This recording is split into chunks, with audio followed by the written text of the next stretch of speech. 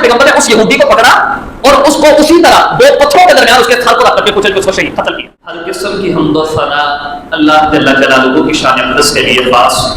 وہ رب کریم جو تمام کائنات کا اکیلا خالق مالک رازق داتا و بخش ہے. اس کے بعد لاکھوں کروڑوں درود و سلام ہستی اقدس جناب محمد رسول اللہ صلی اللہ علیہ وسلم کی ذات گرامی پر.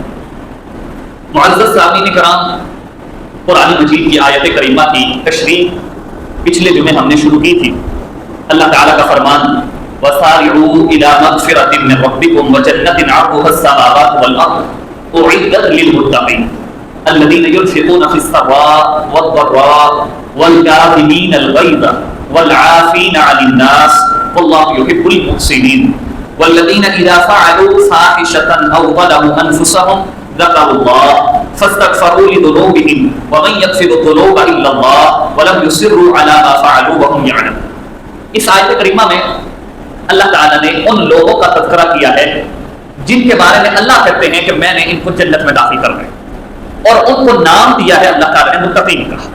اللہ کہتے ہیں وَسَارِعُوا إِلَىٰ مَغْفِرَةٍ مِّن رَّبِّكُمْ وَجَنَّةٍ عَرْضُهَا السَّمَاوَاتُ وَالْأَرْضُ أُعِدَّتْ لِلْمُتَّقِينَ کہ جلدی کرو اللہ سے معافی مانگنے میں اور اس کی جنت میں.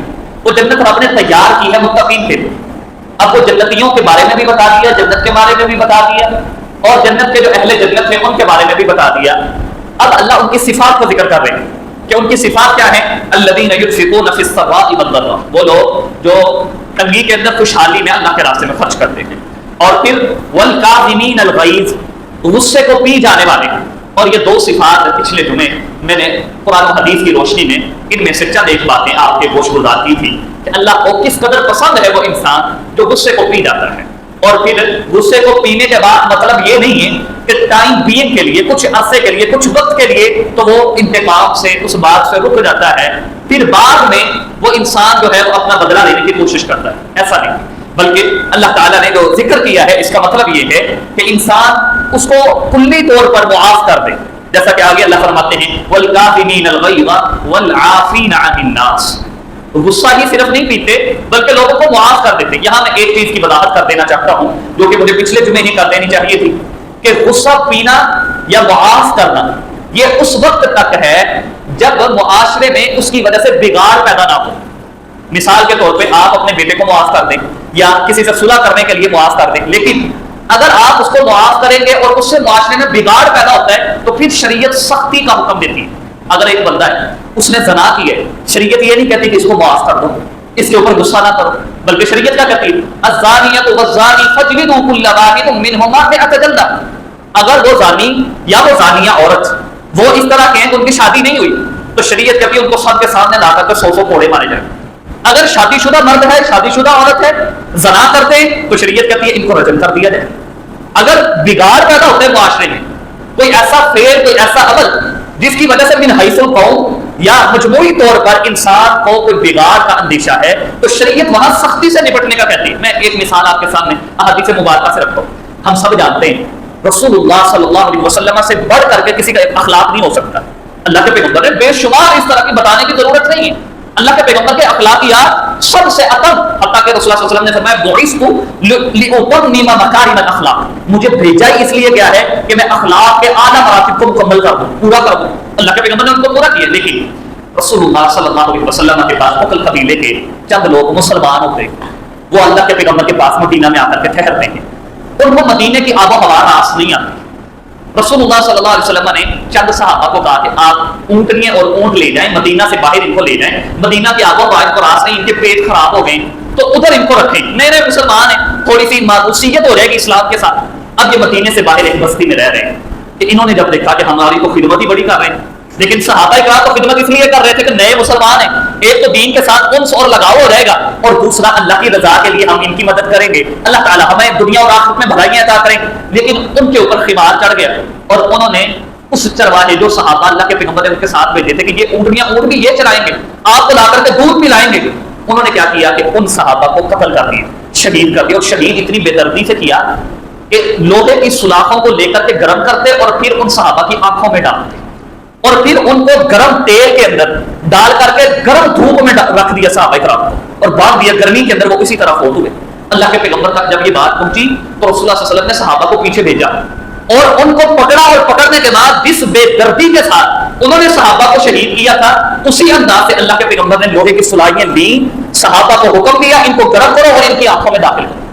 ये गुस्से को पी जाना या मुआफ करने का ये मतलब नहीं है कि आप बिगाड़ पर बिगाड़ को पैदा करते चले जाए, ये मतलब नहीं। इसी तरह रसूलुल्लाह सल्लल्लाहु अलैहि वसल्लम के मदीना के अंदर एक औरत, मुसलमान औरत को एक यहूदी मर्द ने दो पत्थरों के दरमियान सर को रख करके कुचल दिया, पत्थर मार मार के उनके सर को मसक कर दिया। आखिर में जब सहाबा वहां पहुंचे तो उस औरत से पूछने लगे कि आपके साथ ये मामला किसने किया? तो हदीस में आता है, और ये सही रिवायत है, पहले भी सही मुस्लिम की है और ये भी सही हदीस है मिशकात के अंदर, रसूलुल्लाह सल्लल्लाहु अलैहि वसल्लम के सहाबा को उन औरत ने बताया कि फलां यहूदी ने मेरे साथ ये किया। अल्लाह के पैगंबर ने उस यहूदी को पकड़ा और उसको उसी तरह दो पत्थरों के दरमियान उसके सर को रख करके कुचल के उसको शहीद कत्ल किया।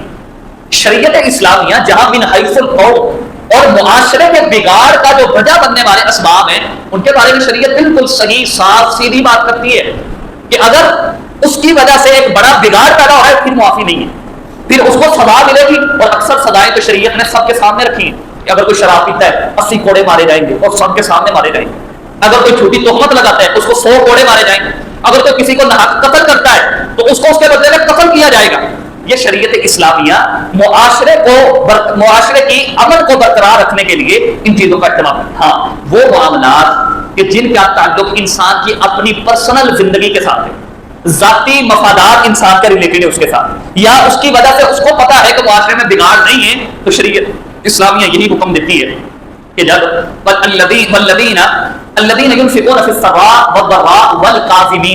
अपनी जात तक वो गुस्से को पी जाते हैं, लोगों को मुआफ नहीं कर देते जब जात का मामला, जब अपनी जात का मामला है या उसकी वजह से बिगाड़ नहीं पैदा हो रहा तो फिर अल्लाह के पैगंबर ने भी ऐसे किया। रसूलुल्लाह सल्लल्लाहु अलैहि वसल्लम एक दफा बाजार जा रहे हैं, एक बद्दू और वो मुसलमान भी नहीं है, एक होना मुसलमान भी नहीं है, वो रसूलुल्लाह सल्लल्लाहु अलैहि वसल्लम के पीछे से अपनी चादर को दाखिल करता है और उसको जो है ना वो इस अंदाज से खींचता है कि आप सल्लल्लाहु अलैहि वसल्लम के गर्दन के ऊपर निशानात पड़ जाते हैं। आपने जब मुस्कुरा के पीछे देखा तो वो कहने लगा मोहम्मद सल्लल्लाहु अलैहि वसल्लम मुझे भी कुछ दो खाने के लिए। अब मांगने का तरीका क्या है? सहाबा इकराम बड़े गुस्सा हो गए, लेकिन रसूलुल्लाह सल्लल्लाहु अलैहि वसल्लम मुस्कुराए और आपने सहाबा को कहा इसको भी कुछ ना कुछ गनीमत के माल में से या बैतुल माल में जो पड़ा होगा उसमें से कुछ ना कुछ इसको भी अता कर दो। इसी तरह अल्लाह के पैगंबर मस्जिद के अंदर, मस्जिद नबवी के अंदर सहाबा के साथ मौजूद है। एक शख्स आता है, मशहूर वाक़या है, वो मस्जिद नबवी में आकर के पखाना करना शुरू कर देता है। रसूलुल्लाह सल्लल्लाहु अलैहि वसल्लम ने मामले को समझा और हदीस के अल्फाज हैं फज़ाजर अन्नासु, सहाबा इकराम और लोग उसको मारने के लिए भागे, डांटने के लिए भागे, लेकिन अल्लाह के पैगंबर ने रोक दिया और उसको समझाया इन्नल मसाजिद लम तुबना लिहाज़ा, मस्जिदें इसलिए नहीं बनाई गई, मस्जिदें तो इसलिए हैं कि यहाँ अल्लाह की इबादत की जाए, अल्लाह को पुकारा जाए, उसके सामने बंदगी को बजाना है। वल काज़िमीन अल गैज़ वल आफ़ीना अनिन नास, ये वो मौका है कि जब इंसान देखे कि मेरे इस मुआमले की वजह से मुआमला सुलझ सकता है, उलझेगा नहीं, इसकी वजह से मुआशरे में बिगाड़ नहीं होगा, इसकी वजह से ये जो फिदा बन रही है या ये जो गुनाह है ये आम नहीं होगा, बल्कि इसकी वजह से बंदिश हो सकती है। मुआमला फहमी के साथ बंदा ये मुआमला कर रहा है। या फिर दूसरी बात, इंसान का पर्सनल मामला है, जात से ताल्लुक रखने वाला मामला है, बंदा मुआफ कर देता है, तो ये मुत्तकीन की सिफात है। वो मुत्तकीन जिनको अल्लाह ने जन्नत में दाखिल करना है और अल्लाह ने पक्का ठक्का वादा कर रखा है, उइद्दत लिल मुत्तकीन, कि मैंने जन्नत को तैयार ही मुत्तकीन के लिए किया है। अब उनकी सिफात ये है कि अगर जात का कोई मामला होता है, जात से रिलेटेड कोई बात होती है, तो फिर वो गुस्सा नहीं करते, फिर वो मुआफ कर देते हैं, लोगों को कुछ नहीं कहते। अगर वो दीन का कोई मामला है और उसके ऊपर सजा आती है, अल्लाह के पैगंबर जनाब मोहम्मद रसूलुल्लाह सल्लल्लाहु अलैहि वसल्लम, सैयदना उसामा रज़ियल्लाहु ताला अन्हु, ये सैयदना ज़ैद के बेटे, इनके साथ अल्लाह के पैगंबर बड़ी मोहब्बत करते थे। और ये भी मशहूर वाक़या है, एक मखज़ूमिया कबीले की औरत ने जो है, उसका नाम भी फातिमा था, उसने चोरी कर ली। अब चोरी करने के बाद सारी तरफ से देखा कि भाई दीन इस्लाम में तो ये है कि हाथ काट दिया जाएगा, सोचा कि कोई ऐसा बंदा ढूंढे जो सिफारिश करे अल्लाह के पैगंबर से। तो सैयदना उसामा रज़ियल्लाहु ताला अन्हु के पास आए, उन्हें आकर के कहा कि अल्लाह के पैगंबर आपसे बड़ी मोहब्बत, और वाक़या कर सैयदना उसामा के साथ अल्लाह के पैगंबर की बड़ी मोहब्बत थी। ये खुद बयान करते हैं कि जब मैं रसूलुल्लाह सल्लल्लाहु अलैहि वसल्लम के पास जाता, आप सल्लल्लाहु अलैहि वसल्लम बैठे होते तो अपनी गोद में एक साइड पे सैयदना हुसैन को बिठाते और एक साइड पे मुझे बिठाया करते थे। इतनी मोहब्बत थी अल्लाह के पैगंबर की सैयदना उसामा के साथ। हत्ता के अभी नौजवान है, 18-19 साल की उम्र है, अल्लाह के पैगंबर ने इनको कमांडर इन चीफ मुकर्रर कर दिया, अपना एक लश्कर भेजना था, उसका सरबराह इनको बनाया। आप सल्लल्लाहु अलैहि वसल्लम के पास इनको ले जाया जाता है, सैयदना उसामा रज़ियल्लाहु ताला अन्हु सिफारिश करते हैं। اللہ کے پیغمبر اس عورت سے غلطی ہوگی، اس کو معاف کر دیا. وہ پیغمبر جو سراسر رحمت للعالمین ہے، جو رحمتوں کا منبع ہے، جو اخلاقیات کو پورا کرنے والے، لیکن جہاں پر بگاڑ آتے ہیں معاشرے کے اندر، جہاں پر پتا ہے کہ یہاں معاف کرنے سے، یہاں معافی دینے سے معاشرے کے اندر جو اچھائی ہے وہ ختم ہو رہی ہے، اس کی وجہ سے چور دروازہ کھل رہا ہے، اس کی وجہ سے معاشرے کے اندر بگاڑ پیدا ہوا ہے. اللہ کے پیغمبر نے جب سیدنا اسامہ رضی اللہ تعالیٰ عنہ نے آپ صلی اللہ علیہ وسلم سے سفارش کی تو خود سیدنا اسامہ بیان کرتے ہیں کہ چہرہ سرخ ہو گیا. اللہ کے پیغمبر کا چہرہ غصے سے سرخ ہو گیا اور آپ صلی اللہ علیہ وسلم نے فرمایا اے اسامہ اگر میری بیٹی فاطمہ بھی چوری کرتی تو میں اس کا بھی ہاتھ کاٹ دیتا. یہ اخلاقیات، یہ بھی اخلاق کا حصہ ہے کہ جس کی جتنی سزا بنتی ہے اس کو اتنی سزا ملے. ہاں جو آپ کی ذات سے متعلق ہے، جیسے میں عرض کر چکا ہوں رسول اللہ صلی اللہ علیہ وسلم کی ذات سے متعلق کوئی کام ہے، سیدہ عائشہ بیان کرتی ہیں آپ صلی اللہ علیہ وسلم نے ساری عمر کبھی بھی کسی سے اپنی ذات کے بارے میں کبھی کسی سے انتقام نہیں لیا. حتیٰ کہ سیدہ عائشہ رضی اللہ تعالی عنہ بیان کرتی ہے کہ اللہ کے پیغمبر سے میں نے ایک دن سوال کیا، اے اللہ کے رسول آپ کے اوپر سب سے مشکل ترین دن کون سا ہے کہ جس دن آپ نے سمجھا ہو کہ میری تبلیغ کا، میرے نبی بننے کے بعد سب سے مشکل ایام وہ یہ ہے. اور سیدہ عائشہ کہتی میں سوچتی تھی کہ شیخ ابی طالب کے اندر رسول اللہ صلی اللہ علیہ وسلم 3 سال رہے، 3 سال، اور حتیٰ کہ وہاں اگر آپ تاریخ کا اور تفسیر کا مطالعہ کریں تو وہاں آتا ہے کہ آپ صلی اللہ علیہ وسلم خود چمڑا کھاتے رہے، چمڑا کھا کر کے اللہ کے پیغمبر نے گزارا کیا. شیخ ابی طالب کے اندر ایک گھاٹی کے اندر بند کر دیا گیا. تو کہتی میں سوچی تھی یا وہ ہوگا یا غزوہ بدر اور احد کے اندر آپ صلی اللہ علیہ وسلم کے دونوں داغ شہید کیے گئے. احد کے اندر رسول اللہ صلی اللہ علیہ وسلم کے چچا سیدنا حمزہ رضی اللہ تعالی عنہ کو مسلح کر دیا گیا، ناک کاٹ دیا گیا، آنکھیں نکال دی گئی، ہاتھوں کا مسلح کر دیا گیا، پورے کو الگ کر دیا گیا اور یہاں تک کہ پہچان مختلف کر دی گئی. کہتی میرا ذہن تھا کہ اللہ کے پیغمبر کے اوپر یہ مشکل ترین ایام.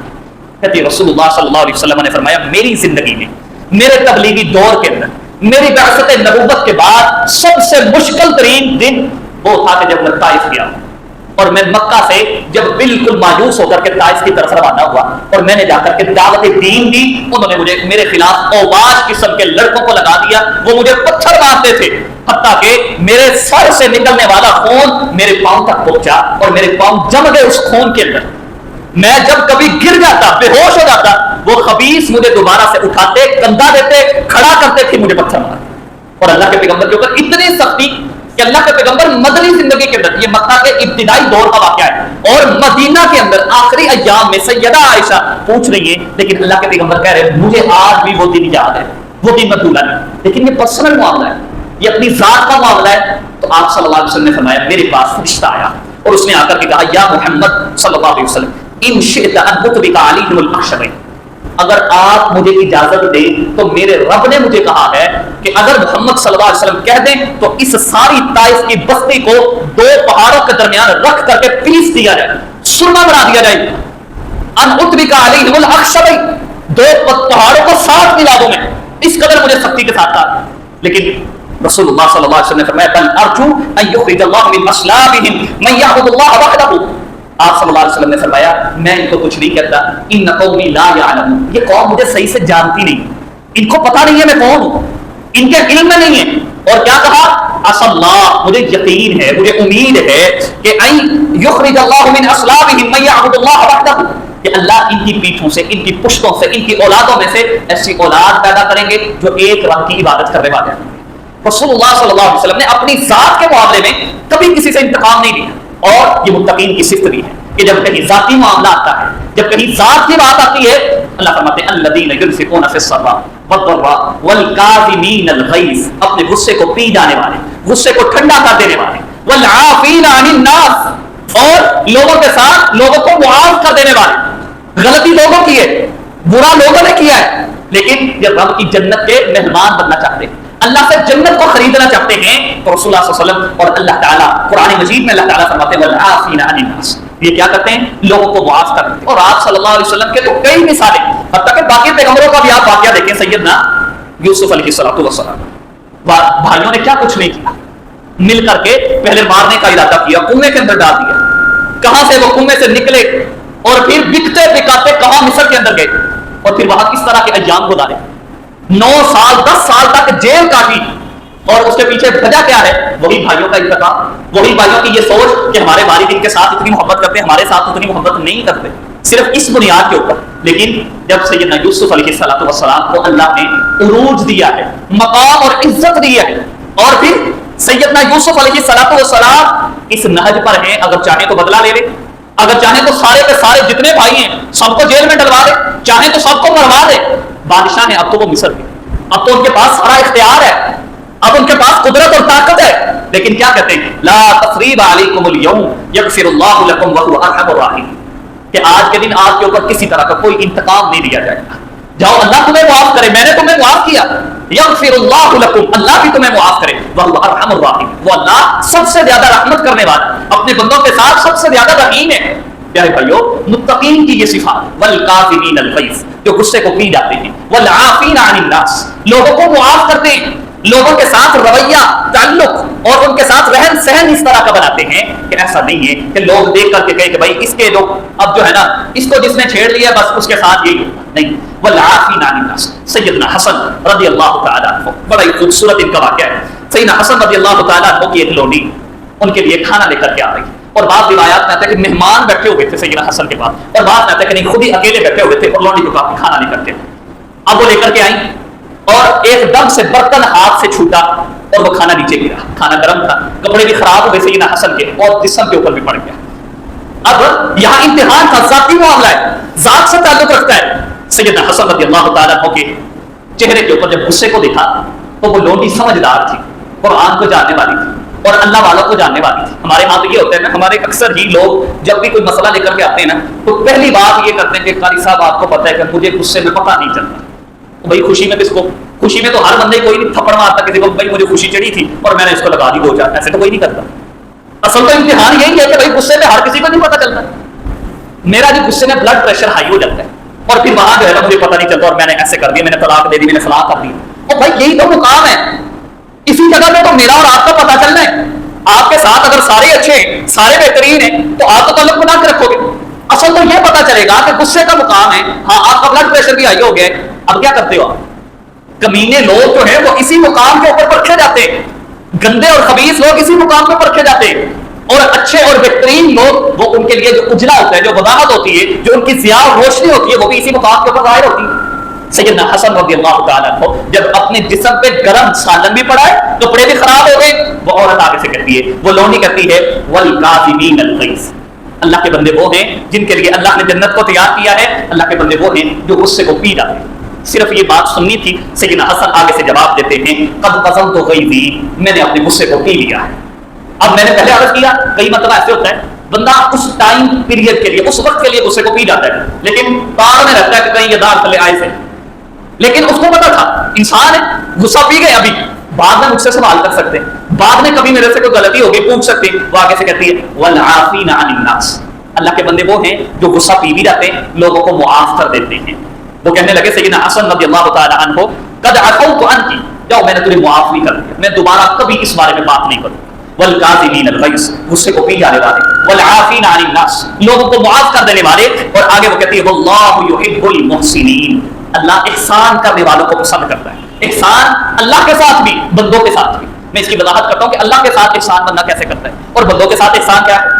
واللہ یحب المحسنین, وہ آگے سے لونڈی کہتی ہے کہ اللہ احسان کرنے والوں کو پسند کرتے ہیں. سیدنا حسن رضی اللہ تعالیٰ عنہ کہتے ہیں, اذهبی فانت حرۃ للہ عز وجل, جاؤ میں نے تمہیں اللہ کی رضا کے لیے آزاد کر دیا. والکاظمین الغیظ, اللہ کے بندے وہ ہیں جن کے لیے اللہ نے جنت کو تیار کیا ہے, جو غصے کو پی جاتے ہیں. والعافین عن الناس, لوگوں کو معاف کرتے ہیں. واللہ یحب المحسنین, اللہ احسان کرنے والوں کو پسند کرتا ہے. بندوں کے ساتھ احسان کرتا ہے جو بندہ, جو لوگوں کے ساتھ اچھائی کرتا ہے, لوگوں کے ساتھ بھلائی کرتا ہے. اللہ کی قسم یہ اس قدر بڑا عمل ہے, تہجدیں, نفلی روزے اس مقام تک نہیں لے کے جا سکتے جس مقام تک لوگوں کے ساتھ اچھائی کرنا انسان کو لے کے جاتا ہے. اچھا اخلاق, اچھا کردار, کسی کے کام آنا, کسی کے وقت کے اندر برے وقت میں کسی کے ساتھ کھڑے ہو جانا, یہ اس مقام پہ بندے کو لے کے جاتا ہے. تہجدیں, نفلی روزے, نفلی نمازیں اس مقام تک لے کر کے نہیں جاتے. صحیح بخاری کی حدیث ہے, رسول اللہ صلی اللہ علیہ وسلم نے ارشاد فرمایا, میں پورے 1 مہینے کا مسجد نبوی کے اندر اعتکاف کروں, اس سے بھی زیادہ افضل میرے لیے یہ ہے کہ اگر کوئی شخص وہ کسی مصیبت کے اندر ہے, میں جا کر کے اس کی مصیبت پر اس کا مداح کروں. مسجد نبوی میں 1 مہینے کا اعتکاف کرنے سے اللہ کے پیغمبر نے فرمایا کہ میرے لیے بہتر ہے کہ میں کسی کے ساتھ اچھائی کر جاؤں, کسی کے ساتھ بھلائی کر جاؤں, میں اس کے ساتھ اچھے انداز سے پیش آ جاؤں، یہ میرے لیے مسجد نبوی میں اعتکاف کرنے سے بہتر ہے۔ ہمارے یہاں کیا ہے؟ ہمارے یہاں ہر وقت ماتھے پہ بت چڑھے رہتے ہیں، بات کرتے ہیں تو پھر بھی وہ ترش لہجہ، تلخ لہجہ، اور جو ہے نا وہ اس انداز سے بات کرتے ہیں کہ اگلا سمجھے کہ پتہ نہیں کس چیز کا غصہ ہے اس انسان۔ نہیں پیارے بھائیو، آپ صلی اللہ علیہ وسلم نے فرمایا، صحیح مسلم کی حدیث، واللہ فی عون العبد ما کان العبد فی عون اخیہ، جب تک کوئی شخص اپنے مسلمان بھائی کی مدد میں لگا رہتا ہے، اس کے ساتھ اچھائی کرتا ہے، اللہ کی قسم دین اسلام واقعتاً انسانیت والا دین ہے۔ اس کے اندر ایک دوسرے سے رہن سہن کا تعلق، آپ کس انداز سے رہیں گے، کیسے لوگوں کو معاف کریں، کیسے آپ لوگوں کے ساتھ اچھا رویہ اختیار کریں۔ آپ نے فرمایا جو شخص اپنے مسلمان بھائی کی مدد کرتا رہتا ہے، اللہ تعالیٰ اس انسان کی مدد کرتے رہتے ہیں۔ جب تک وہ اپنے مسلمان بھائی کے ساتھ مخلص رہتا ہے، اللہ انسان کے ساتھ اسی طرح کی مدد کرتے ہیں۔ جب انسان کے سمجھ بیٹھتا ہے بھائی خانوں کی اگر انہوں نے ایسا کیا تو ہمیں کیا لگتا ہے، اگر وہ ہمارے ساتھ جی کر کے بولیں گے ہم بھی ایسے ہی کریں گے، نہیں۔ اللہ فرماتے ہیں میں نے جو جنتیوں کی صفات اللہ نے بیان کی ہے قرآن مجید کے اندر، اللہ فرماتے ہیں الذین ينفقون فی السراء والضراء والکاظمین الغیظ، اپنے غصے کو پی جانے والے، والعافین عن الناس، لوگوں کو معاف کر دینے والے، واللہ یحب المحسنین۔ کہاں یاد آیا سیدنا ابو بکر صدیق رضی اللہ تعالیٰ عنہ۔ اب اللہ کے پیغمبر کے ساتھی ہیں، اور ظاہری بات ہے انسان ہونے کے ناطے کبھی انسان کو غصہ آتا ہے۔ اصل امتحان میں نے پہلے عرض کی غصے میں کہ انسان کیا کرتا ہے۔ سیدنا ابو بکر صدیق رضی اللہ تعالیٰ عنہ، ان کے ایک بھانجے یا بھتیجے کے رشتہ دار ہیں مصطح بن اساسہ رضی اللہ تعالیٰ عنہ، ان کو سیدنا ابو بکر صدیق نے اپنے پاس رکھا، ان کو پالا، ان کو ہر مہینے کا خرچہ دیا کرتے تھے ابو بکر صدیق رضی اللہ تعالیٰ عنہ۔ ان کی کفالت اپنے ذمہ لی ہوئی تھی۔ جب سیدہ عائشہ رضی اللہ تعالیٰ عنہا کے اوپر تہمت لگی اور ان کے بارے میں نعوذ باللہ من ذالک ظالموں نے باتیں کی کہ سیدہ عائشہ رضی اللہ تعالیٰ عنہا سے زنا ہو گیا ہے، تو ان کے ساتھ یہ بھی شریک تھے سیدنا مصطح بن اساسہ رضی اللہ تعالیٰ عنہ، ان سے بھی کچھ باتیں ہو گئی سیدہ عائشہ کے بارے میں۔ اب جب اللہ تعالیٰ نے سورہ نور کے اندر سیدہ عائشہ رضی اللہ تعالیٰ عنہ کی برات کا اعلان کر دیا، سبحانک ھذا بہتان عظیم، کہ یہ تو بہت بڑا بہتان تھا جو میری بندی کے اوپر سیدہ عائشہ کے اوپر لگایا گیا ہے، تو سیدنا ابو بکر صدیق رضی اللہ تعالیٰ عنہ قسم اٹھا رہے تھے کہ اللہ کی قسم آج کے بعد میں مصطح بن اساسہ رضی اللہ تعالیٰ عنہ کے اوپر 1 روپیہ بھی خرچ نہیں کروں گا۔ انسان کے دل میں بات آتی ہے کہ یار میں اس کے ساتھ اتنا کر رہا ہوں، شروع سے لے کر اب تک، بچپن سے لے کر بڑے ہونے تک میں نے ہر مہینے کا خرچہ دیا ہے، اپنی اولاد کی طرح سمجھا ہے، اپنی اولاد سے بڑھ کر کے ان کا کیا ہے، اور انہوں نے کیا کیا میری بیٹی کے اوپر، اور وہ بیٹی جو پاک نامہ ہے، اور وہ بیٹی جو رسول اللہ صلی اللہ علیہ وسلم کی بیوی ہے سیدہ عائشہ رضی اللہ تعالیٰ، ان کے اوپر تہمت لگا، اور یہ بھی ساتھ شامل ہے، قسم اٹھا کہ اللہ کی قسم آج کے بعد میں سیدنا مصطح بن اساسہ رضی اللہ تعالیٰ عنہ کے اوپر کوئی 1 روپیہ بھی خرچ نہیں کروں گا۔ بہرحال اللہ تعالیٰ نے جب یہ نازل کیا قرآن مجید میں سیدہ عائشہ کے بارے میں، تو سیدنا حمنہ بنت جحش رضی اللہ تعالیٰ عنہ اور مصطح بن اساسہ، ان کو اللہ کے پیغمبر نے حد قذف لگا، تہمت کی حد ان کے اوپر لگی، ان کو سزا مل گئی، لیکن ابو بکر صدیق رضی اللہ تعالیٰ عنہ نے ان کو معاف نہیں کیا۔ اللہ تعالیٰ نے قرآن مجید میں سورہ نور کے اندر آیت نازل کی، وَلَا يَأْتَلِ أُولِي الْفَضْلِ مِنْكُمْ وَالسَّعَةِ أَنْ يُؤْتُوا أُولِي الْقُرْبَى وَالْمَسَاكِينَ وَالْمُهَاجِرِينَ فِي سَبِيلِ اللَّهِ وَلْيَعْفُوا وَلْيَصْفَحُوا أَلَا تُحِبُّونَ أَنْ يَغْفِرَ اللَّهُ لَكُمْ۔ اللہ تعالیٰ نے یہ آیت نازل کی کہ جن کو اللہ نے مال دیا ہے، جن کو پیسہ دیا، وہ قسمیں نہ اٹھائیں کہ وہ غریبوں کے اندر، مساکین کے اوپر اور فقراء کے اوپر خرچ نہیں کریں گے۔ کیا یہ لوگ پسند نہیں کرتے؟ الا تحبون، کیا تم پسند نہیں کرتے ان یغفر اللہ لکم، کہ اللہ تمہیں معاف کر دے۔ اب جب یہ آیت کریمہ سیدنا ابو بکر صدیق رضی اللہ تعالیٰ عنہ نے سنی تو کہنے لگے اللہ کے پیغمبر میں اپنی قسم کا کفارہ دیتا ہوں، آج کے بعد جیسے پہلے میں مصطح بن اساسہ رضی اللہ تعالیٰ عنہ کے اوپر خرچ کیا کرتا تھا اسی انداز سے دوبارہ خرچ کروں گا۔ میں پسند کرتا ہوں کہ اللہ تعالیٰ مجھے معاف کر دے۔ اللہ تعالیٰ نے قرآن مجید میں متقین کی، جنت میں جانے والوں کی وہ صفات ذکر کی ہے۔ اللہ فرماتے ہیں والکاظمین الغیظ، جو غصے کو پی جاتے ہیں، والعافین عن الناس، لوگوں کو معاف کر دیتے، واللہ یحب المحسنین، اللہ احسان کرنے والوں کو، نیکی کرنے والوں کو اللہ پسند کرتے، اللہ کی محبت ہے ان لوگوں کے ساتھ جو غصے کو پی جاتے ہیں، جو لوگوں کو معاف کر دیتے ہیں، اللہ کی ان کے ساتھ محبت ہے۔ پیارے بھائیو، یہ قرآن مجید کی آیت کریمہ ہمیں سبق دیتی ہے کہ انسان کسی بھی جگہ کے اوپر پرفیکٹ نہیں ہوگا، لیکن کوشش اور محنت، آپ یہ اندازہ کریں، سنن ابی داؤد کی حدیث ہے، رسول اللہ صلی اللہ علیہ وسلم نے ارشاد فرمایا انا زعیم ببیت فی ربض الجنہ، میں جنت کے ایک سائڈ پہ اس انسان کو گھر لے کر کے دینے کی ضمانت کر دیتا ہوں۔ اللہ کے پیغمبر کہہ رہے ہیں میں ضمانت دیتا ہوں کہ میں جنت کے اندر ایک گھر، ایک محل لے کر کے دوں گا۔ لیکن وہ بندہ کون سا ہے؟ من ترک المراء وان کان محقا، وہ انسان جو حق پر ہونے کے باوجود، پتہ بھی ہے میں حق پہ ہوں، لیکن پھر بھی جھگڑے کو چھوڑ دیتا ہے، جھگڑا نہیں کرتا، رشتہ داری کو بچاتا ہے۔ لوگ اس کے بارے میں کس طرح کی مرضی باتیں کرتے ہیں، لیکن وہ انسان جھگڑا نہیں کرتا، وہ رشتہ داری بچاتا ہے، وہ صلہ رحمی کو بچاتا ہے، وہ انسان طاقت رکھنے کے باوجود وہ ان کو چھوڑ دیتا ہے، حق پر ہونے کے باوجود جھگڑے کو چھوڑ دیتا ہے۔ پیارے بھائیو، اللہ تعالیٰ قرآن مجید میں بڑا کھل کے واضح طور پر اس بات کا اعلان کرتے ہیں، اعدت للمتقین، کہ میں نے جنت کو متقین کے لیے تیار کی ہے۔ ان کی صفات کیا ہے؟ الذین ينفقون فی السراء والضراء والکاظمین الغیظ، غصے کو پی جانے والے، والعافین عن الناس، لوگوں کو معاف کر دینے والے، واللہ یحب المحسنین، اللہ احسان کرنے والوں کو پسند کرتا ہے۔ ایک ہے کہ انسان احسان کرے بندوں کے ساتھ احسان، کہ اگر ان سے کوئی غلطی کوتاہی ہوگی ان کو معاف کرے۔ دوسرا یہ ہے ان کی ضرورت کے وقت ان کے کام آ جائے بندہ، لیکن احسان کا یہ مطلب نہیں ہے کہ انسان بار بار ان کو جتلاتا پھرے۔ ایک مرتبہ کوئی کام ہو گیا وہ ادھر بھی بتانا ہے، وہ دوسرے بندے کو بھی جا کے بتانا ہے، جس بندے کے پاس بیٹھا ہے اس کو وہی بات دوبارہ تیسری بات چوتھی بات، ایک مرتبہ وہ کام کر تو رہا ہے، اب جب تک اس کی تشہیر نہیں کرتا، لوگوں کو جا کر کے نہیں بتاتا، تب تک اس کو چین اور سکون نہیں آتا۔ یہ احسان نہیں ہے، یہ احسان نہیں ہے۔ اللہ نے قرآن مجید میں سورہ بقرہ کے اندر ذکر کیا ہے، وہ لوگ جو اللہ کے راستے میں خرچ کرتے ہیں اور خرچ کرنے کے بعد احسان جتلاتے ہیں، خرچ کرنے کے بعد احسان جتلاتے ہیں، تو رسول اللہ صلی اللہ علیہ وسلم نے فرمایا ان کی مثال اس طرح ہے جس طرح ایک چٹان کی مثال، بلکہ اللہ تعالیٰ سورہ بقرہ میں اللہ تعالیٰ نے ذکر کیا ہے کہ ان کی مثال اس طرح ہے جس طرح ایک چٹان ہو، اس کے اوپر مٹی پڑ جاتی ہے، اس کے اوپر تھوڑی سی مٹی جم جاتی ہے، پھر بارش پڑتی ہے اور وہ بارش ساری کی ساری مٹی کو لے جاتی ہے، وہ چٹی بالکل اسی طرح جیسے پہلے چٹان تھی ویسے چٹان باقی رہ جاتی ہے۔ کہ انسان نیکی کرتا ہے، نیکی کا اجر ملتا ہے، پھر احسان جتلاتا ہے، لوگوں کے پاس جا کر کے باتیں کرتا ہے، لوگوں کو جا کر کے بتاتا ہے میں نے فلاں کے ساتھ فلاں وقت پہ یہ اس طرح کیا تھا، آج تو یہ میری بات ہی نہیں سنتا، اس نے میرے ساتھ ایسے کیا، میں نے تو اس کے اوپر یہ فلاں فلاں فلاں احسان کیا تھا، میں نے اس کے اوپر یہ فلاں وقت کے اوپر اس کی مدد کی تھی، اس نے مجھ سے یہ اتنے پیسے لیے تھے، اس نے میرے ساتھ جا کر کے لوگوں کو بتاتے ہیں۔ اللہ کے پیغمبر نے فرمایا کہ اللہ تعالیٰ اس کی ساری نیکیوں کو برباد کر دیتے۔ احسان کے بندے نے نیکی کی، جس طرح کہ اللہ تعالیٰ نے سورہ رسول اللہ صلی اللہ علیہ وسلم نے صحیح بخاری کے اندر اللہ کے پیغمبر نے ارشاد فرمایا کہ آپ صدقہ اس انداز سے کریں حتی لا تعلم شمالہ ما تنفق یمینہ، کہ آپ صدقہ کر رہے ہیں، آپ دائیں ہاتھ سے کسی کو دے رہے ہیں، بائیں کو پتہ بھی نہ چلے کہ اس انسان نے کیا صدقہ کیا ہے، اتنا مخفی کہ آپ کے بائیں ہاتھ کو پتہ نہ چلے۔ واللہ یحب المحسنین، اللہ احسان کرنے والوں کو پسند کرتے ہیں۔ وہ لوگ جو بندوں کے ساتھ اگر کسی طرح کا کوئی معاملہ کرتے ہیں، وہ پھر معاملہ ان کے اور رب کے درمیان رہتا ہے۔ ہاں، اب اگلا بندہ تو اس کو اگر غلط استعمال کرے گا، اللہ کی پکڑ اس کے اوپر ہے، آپ کے اوپر پکڑ نہیں ہے۔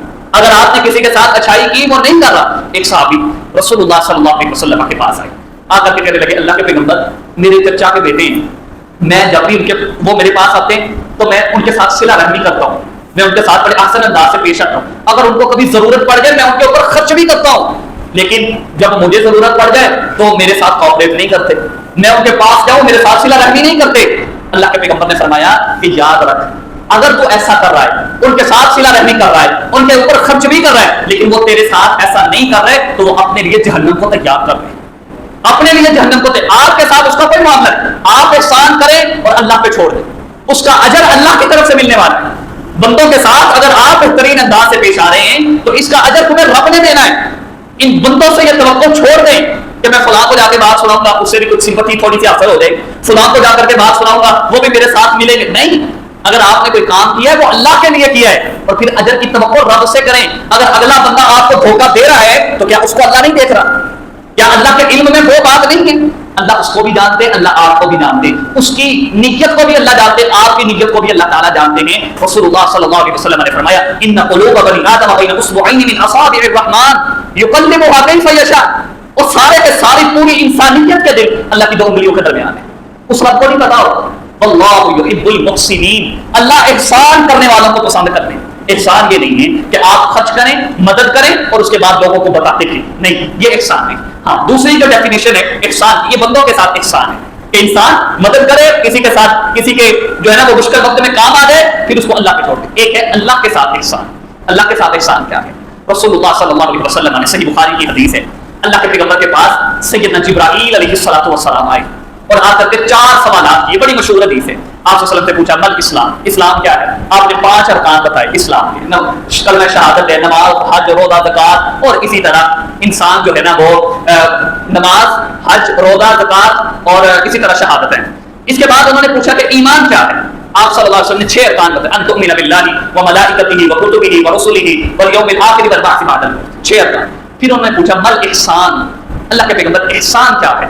جو اللہ کہہ رہے ہیں واللہ یحب المحسنین، اللہ احسان کرنے والوں کو پسند کرتے ہیں. احسان کیا ہے؟ نیکی کیا ہے؟ تو آپ صلی اللہ علیہ وسلم نے فرمایا ان تعبد اللہ کأنک تراہ. یہ بہترین بہت ہی زبردست ڈیفینیشن ہے، یہ دنیا میں بھی اور آخرت میں، بندوں کے ساتھ بھی اللہ کے ساتھ. اللہ تعالیٰ فرماتے ہیں ان تعبد اللہ کأنک تراہ، آپ اللہ کی عبادت ایسے کریں کہ گویا آپ اللہ کو دیکھ رہے ہیں. فإن لم تكن تراه فإنه يراك، اگر آپ کا یہ نیت یہ ایمان نہیں بن رہا کہ میں آپ کو دیکھ رہا ہوں، تو کم از کم یہ ایمان کو بناؤ کہ اللہ کی ذات مجھے دیکھ رہی ہے. میرے ہر معاملے کے اندر اللہ کی ذات سامنے حال ہے.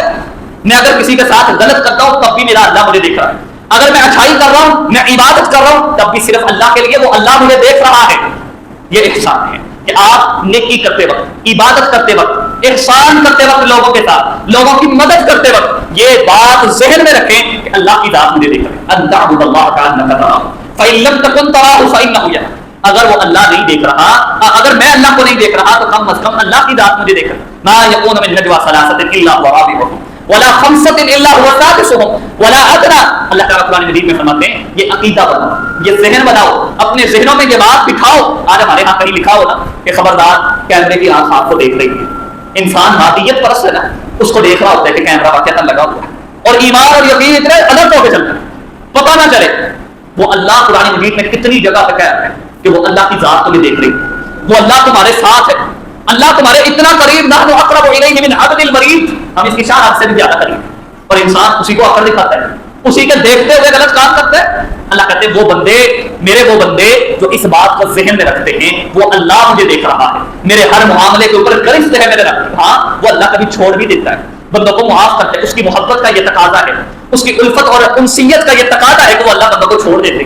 اور اللہ کہتے ہیں یہ بھی نہ سمجھو کہ وہ اللہ غافل ہو گئے، اگر ہم ایسا کرتے رہیں گے، گناہ کرتے رہیں گے تو وہ اللہ غافل ہے. نہیں، فرمایا ولا تحسبن اللہ غافلا عما يعمل الظالمون انما يؤخرهم ليوم تشخص فيه الابصار. اللہ کہتے ہیں یہ نہ سمجھو ولا تحسبن اللہ غافل، یہ نہ سمجھو کہ اللہ غافل ہو گیا، اللہ تعالیٰ کو کسی چیز کا پتہ نہیں ہے. نہیں، اللہ نے تمہیں ڈھیل دے دی ہے، تمہاری رسی کو دراز کر دیا ہے. اللہ تعالیٰ نے تمہارے معاملات حالانکہ غلط ہے، حالانکہ تم غلط کر رہے ہو، لیکن اللہ نے تمہاری رسی کو دراز کر دیا ہے. اور اللہ کتنا دراز کرتا ہے؟ فرعون کو دیکھ لیں، قارون کو دیکھ لیں، حامان کو دیکھ لیں. فرعون جس کا تذکرہ اللہ نے قرآن مجید میں سورہ نازیات میں کیا، لوگوں سے کہتے ہیں انا ربکم الاعلی، میں تمہارا سب سے بڑا رب ہوں، لوگوں سے کہہ رہا ہے. اور اللہ نے کیا کیا ہے؟ رسی کو دراز کیا. کبھی اللہ اتنی رسی بھی دراز کر دیتے ہیں، لیکن اللہ کہتے ہیں اللہ کو غافل نہ سمجھو. ولا تحسبن الله غافلا عما يعمل الظالمون انما يؤخرهم ليوم تشخص فيه الابصار. اللہ کہتے ہیں میں ان کو مؤخر کرتا چلا جاتا ہوں، مؤخر کرتا چلا جاتا ہوں، مؤخر کرتا چلا جاتا ہوں، پھر جب میں پکڑوں گا کل قیامت کا دن ہوگا جب ان کی آنکھیں دھیا جائیں گی. اور اللہ تعالیٰ قرآن مجید میں کہتے ہیں ان بطش ربک لشدید، اللہ کی پکڑ بڑی سخت ہے، اس کو دعوت نہ دے، اس کے عذاب کو دعوت نہ دے، نہ دنیا کے اوپر نہ آخرت میں اس کے عذاب کو دعوت. بہرحال پیارے بھائیو، اللہ فرماتے ہیں کہ اللہ تعالیٰ نے وسارعوا الی مغفرۃ من ربکم وجنۃ عرضها السماوات والارض، جلدی کرو. ایک آیت کے اندر اللہ فرماتے ہیں وسابقوا، سبقت لے جاؤ، محنت اور کوشش کرو. وسارعوا الی مغفرۃ من ربکم، اپنے رب سے معافی مانگنے میں جلدی کرو، کہیں ایسا نہ وقت گزر جائے، یہ سانسوں کی ڈوری جو چل رہی ہے یہ کٹ جائے. انسان جب اس کے نام سے آج تو پکارا جا رہا ہے فلاں چودھری صاحب ہے، فلاں علامہ صاحب ہے، فلاں فلاں ہے، کل قیامت کے دن میت ہے، جلدی کرو میت کو رسا. نام بدلنے والے ہیں، انسان کا نام بدلے. وسارعوا الی مغفرۃ، اللہ کہتے ہیں جلدی کرو، جلدی کرو، معافی مانگو رب سے، جلدی جلدی. اور وجنۃ عرضها السماوات والارض، اس کی جنت کے لیے جلدی کرو، کہیں یہ نہ ہو کہ ٹائم گزر جائے. ٹائم کیسے گزرے گا؟ رسول اللہ صلی اللہ علیہ وسلم نے فرمایا ما لم تجد، جب بندے کے حلق کے اندر موت کا پروسیس جب شروع ہو جاتا ہے، پھر جیسے مرضی معافی مانگتے رہو، اللہ معافی قبول نہیں کرتے. یہ وقت نہ گزر جائے، جلدی کرو اس سے پہلے کہ یہ وقت آ جائے. معافی کے لیے جلدی کرو. وجنۃ عرضها السماوات والارض، اور اللہ کی جنت، اس کے لیے جنت کے لیے جلدی کرو. یہاں ہم جلدی تو کریں گے، ہمیں کون سی صفات چاہیے جو ہم اپنے اندر پیدا کر رہے ہیں؟ اعدت للمتقین، اللہ کہتے ہیں الذین ينفقون فی السراء، یہ صفت پیدا کرو. وہ میرے بندے جن کو میں نے جنت دینی ہے وہ خرچ کرتے ہیں فی السراء والضراء، اگرچہ ان کے پاس فراوانی ہے یا تنگی ہے پھر بھی اللہ کے راستے میں خرچ ضرور کرتے ہیں. والکاظمین الغیظ، اپنے غصے کو کنٹرول میں رکھتے ہیں، اپنے غصے کو پی جانے والے ہیں. والعافین عن الناس، لوگوں کو معاف کر دینے والے. واللہ یحب المحسنین، اللہ احسان کرنے والوں کو، اللہ تعالیٰ اپنے بندوں سے احسان کرنے والے بندوں سے اللہ محبت کرتے ہیں. اللہ سے دعا ہے کہ اللہ تعالیٰ ہمیں عمل کرنے کی توفیق عطا فرمائے. وآخر دعوانا الحمد للہ رب العالمین.